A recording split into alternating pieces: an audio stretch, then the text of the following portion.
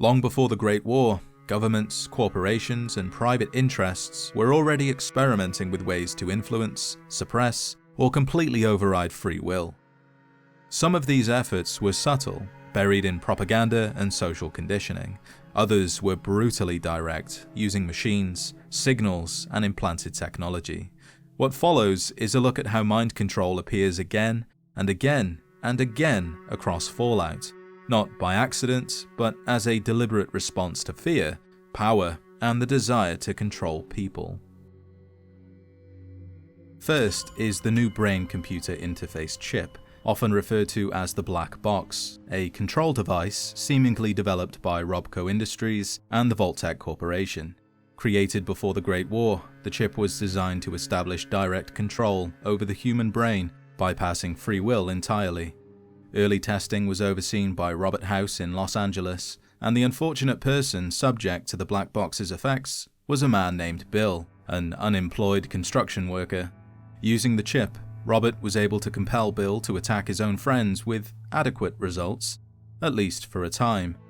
Yet, despite the outcome, the test proved that full behavioral control was possible, and this was only the beginning. After the Great War, research continued inside both Vault 24 and the unnamed Vault-Tec facility somewhere in the Mojave Wasteland. Vault 24 focused on expanding the chip's functionality, refining its ability to influence behavior, like turning Americans into communists, while the Vault-Tec complex concentrated on miniaturizing the technology, making it easier to both implant and deploy. In the post-war era, the chip resurfaced in far more deliberate and destructive ways. Hank McLean used the technology to destroy Shady Sands and to deliver a message to Lucy, both outcomes being a riveting success, though in both cases the subject died. Further testing continued on several mice and a preserved pre-war individual drawn from the Premium Elite Plus program, though once again the subject suffered the same fate, and this isn't the desired outcome. So what is? Well, some insight is provided by Bud Askins, who stated to Norm inside Vault 31 that Reclamation Day would only happen once there was no one left on the surface to oppose Vault-Tec. Under that logic, the destruction of rival factions becomes a necessary step, and the survivors, they have the potential to provide free labor, all controlled by the Black Box. However, I'd argue that with a faultless chip, authority figures of rival factions could be compromised and serve in a more direct manner, persuading their own people into helping the enemy, limiting the number of chips needed, reducing the time to wait until Reclamation Day, and leaving the infrastructure of rival factions intact. And this raises a more troubling question. Is Hank acting on behalf of Vault-Tec, continuing their long-term vision for control? Is he working in alignment with Robert House's original ambitions? Or is this a deliberate misdirection, with Hank actually serving the Enclave? For now, there are no clear answers, only the growing pattern of a technology designed not to save humanity, but to rule what remains of it. Either way, this isn't the first time we've seen this kind of thing. Vault-Tec, Robco, and the military have all dabbled with mind control in their own unique ways. While the Black Box shows technological attempts to control minds directly, similar ambitions played out on a societal scale in pre-war programs like Operation Sleeping Giant, where psychological conditioning targeted entire communities.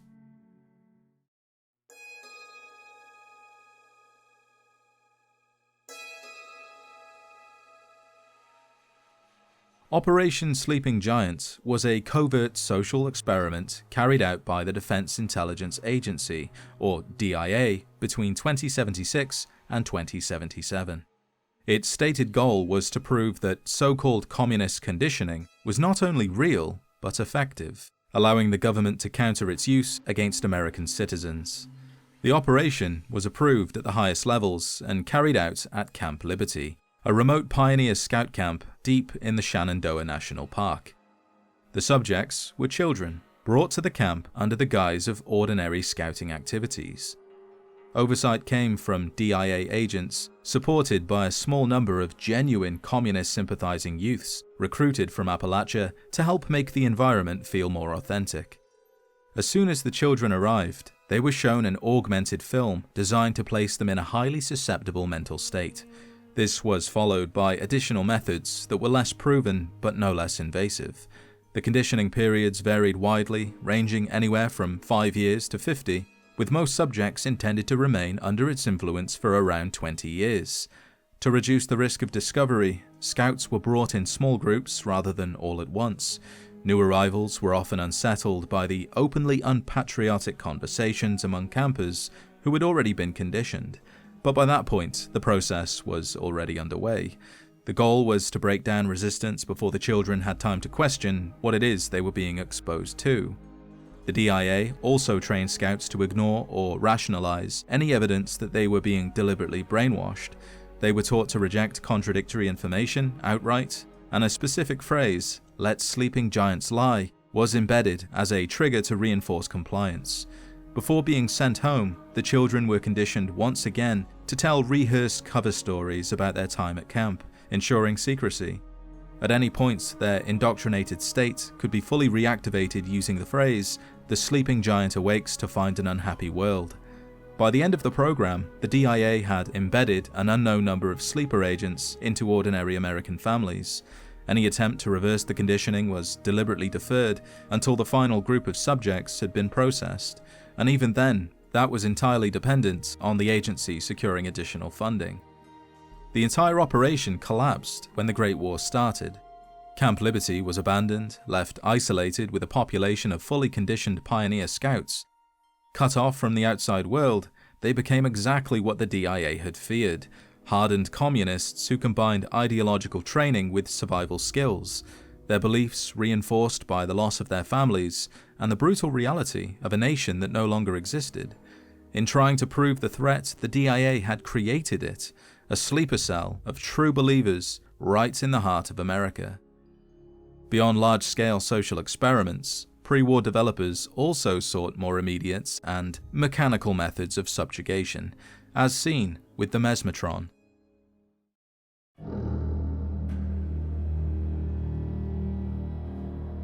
The mesmatron was a pre-war experimental device developed by Implied Hypnotics Incorporated, in cooperation with the United States military. Officially, it was described as a non-lethal subjugation tool, intended to incapacitate targets without killing them. Behind the scenes, the technology also drew the attention of Robco Industries, which saw clear potential in the device for automated interrogation and behavioral control. Sounds familiar, doesn't it? In practice, the mesmatron worked by flooding the brain with a series of perplexing signals. The mind instinctively tried to interpret these waves, but the sheer volume of neural static was overwhelming. Higher mental functions shut down, followed by voluntary motor control, leaving the victim confused, helpless, and highly susceptible to suggestion. For all intents and purposes, the target's will was temporarily switched off. Luckily, the weapon never advanced beyond its testing phase. Trials revealed the mesmatron carried serious and unpredictable risks. Some subjects became violently aggressive instead of compliant. Others experienced a resonant feedback loop within the brain, resulting in sudden cranial rupture. Even so, the military continued limited development, mounting several mesmatrons onto robo-brain chassis that Robco was already developing at that time, with the intent of improving interrogation efficiency and reducing the need for human oversight. After the Great War, at least one functioning mesmatron was recovered from an abandoned military base by Grouse, a slaver operating under Eulogy Jones of Paradise Falls. Once Grouse deciphered the weapon's manual, he immediately recognized its value. Against unprotected targets, the mesmatron made capturing slaves almost effortless, reducing people to a senseless, compliant state long enough to be collared and transported to the falls. However, the device remained dangerous even to its user. Grouse learned that activating the mesmatron near slaves who were already wearing bomb collars was extremely risky, as the weapon's signal interfered with the collar's radio frequencies, sometimes causing them to detonate without warning. The concept of using technology to override free will wasn't just used on humans. The Enclave extended these experiments to mutated creatures, attempting to create loyal and controllable deathclaws.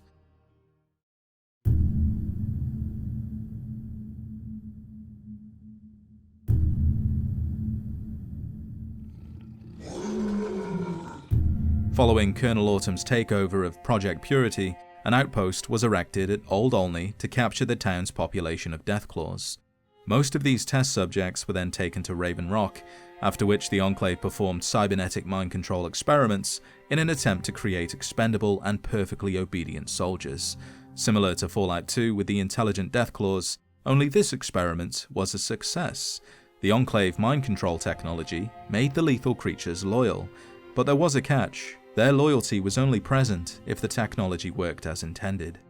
Later, after the Battle of Project Purity, Lion's Brotherhood of Steel developed a control scrambler, a modified standard transmitter that could override the Enclave's signal, meaning the device passively took control of the deathclaws and turned them against their Enclave handlers.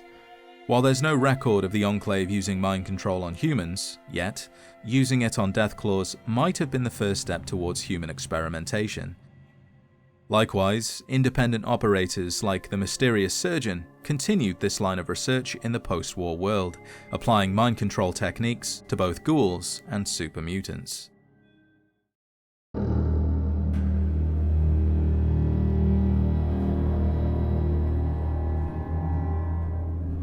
Inside the Red Racer factory, we can find a man or woman called the Surgeon. The official game guide states the Surgeon is a lunatic engaged in mind-controlling experiments, seeking to understand the brain patterns of ghouls and super mutants, with the prospect of selling this information to the highest bidder.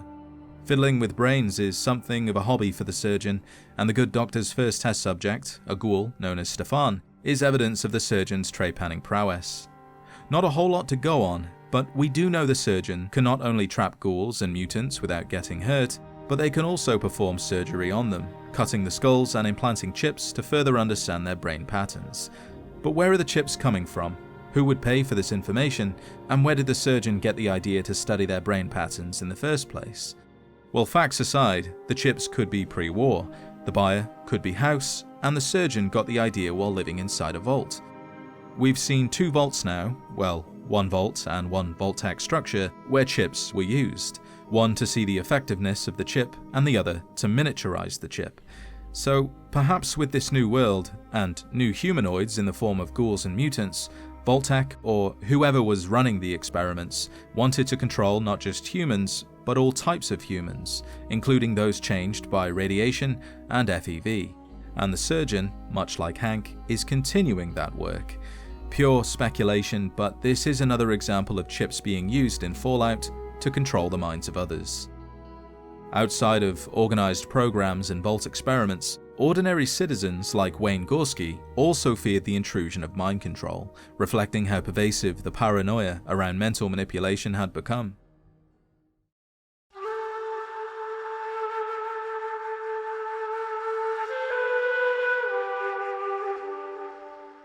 Wayne Gorski was a self-taught explosives expert, a staunch patriot, and a survivalist who lived alone on a remote property south of Concord. He valued self-sufficiency and distrusted authority, choosing isolation over reliance on a government he believed no longer served its people. That distrust was reinforced after the sudden installation of an electrical pylon tower near his home. He became convinced the tower concealed a mind control device designed to manipulate and pacify free-thinking Americans. And for that reason, Gorski decided the tower had to be destroyed. Drawing on his knowledge of explosives, he began work on a homemade bomb. His plan was extreme, but to Gorski, it was an act of patriotism, a last stand against a government he believed had already turned its back on its own people. And can you blame him, based on the things we've seen? Though dedicated to the cause, the plan was never carried out. The bombs fell before Gorski could act, freezing his preparation in place. Before his mind fully slipped and he became feral, he left behind a single terminal entry in his underground workshop. It was written not as a confession, but as a warning, meant for anyone who would find it if he were taken into custody. In the entry, Gorski identified himself as a free-thinking citizen of the United States, refusing to stand by while the government infected the minds of its people. He claimed he had begun construction on a device to destroy the tower, which we can see, and insisted that if the entry were ever read, it would mean he had been killed or detained in a government interrogation camp. He warned that the truth would be twisted, that he would be labeled a traitor and a communist, and urged others not to believe the lies. Everything he claimed to do, he said, was of his own free will and for the good of his country. From the outside, Wayne Gorski is easily dismissed as a paranoid conspiracy theorist, another casualty of fear and isolation in the final days before the war. But with what we know about the pre-war experiments into mind control, his fears feel more reasonable than they once did. Like Anthony House, who also believed his thoughts were being stolen, Gorski may not have been entirely wrong. Whether the tower truly concealed something sinister or simply became the focus of his paranoia remains unclear. What is certain, though, is that the world he lived in had already proven willing to tamper with the human mind. As you can see, a pattern keeps repeating. Whenever power feels threatened, control of the mind becomes the final solution. Sometimes it's subtle, buried in social conditioning and patriotic language. Other times, it is brutally direct, a chip, a signal, or a machine that simply switches free will off. From Operation Sleeping Giant, quietly rewriting children, the mesmatron reducing people to compliant bodies, and the Enclave forcing loyalty out of creatures that could never truly be tamed, the method changes, but the intent stays the same. Even the black box, the most advanced example yet, is not a tool of survival or recovery, it is a tool of obedience, a way to remove resistance rather than confront it.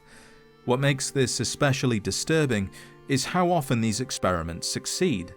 Not perfectly, not safely, but enough to encourage further use. Enough to convince those in charge that the risks are acceptable, especially when the victims are the working class. Fallout is often remembered for its bombs, and its mutants, and its ruined cities, but beneath all of that is the idea that the old world did not just destroy itself through war, but through the belief that people were something to be programmed, corrected, or overridden. And the most chilling part is the war didn't stop those ideas, it only scattered them across the wasteland, where they quietly wait for the next person to decide that free will is a problem that needs solving.